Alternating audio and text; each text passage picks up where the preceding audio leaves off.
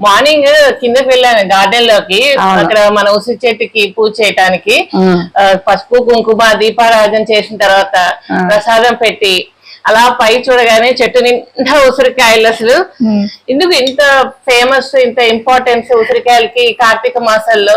ఉసిరి చెట్టు కింద ఎందుకు పూజ చేయాలి అంటే, ఉసిరి చెట్టుని విష్ణుమూర్తితో పోలుస్తారు.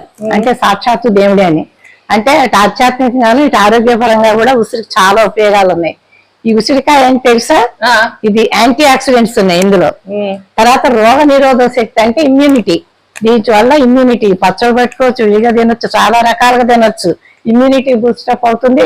డైజెషన్, జీర్ణక్రియ కూడా చాలా బాగుంటుంది.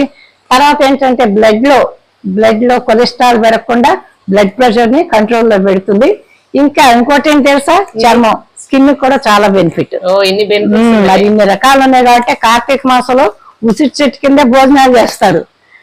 వాటి ఫ్లవర్ వీటికి వస్తుందని ఏమో కానీ అంత ప్రశస్తత ఉంది ఉసిరి చెట్టు.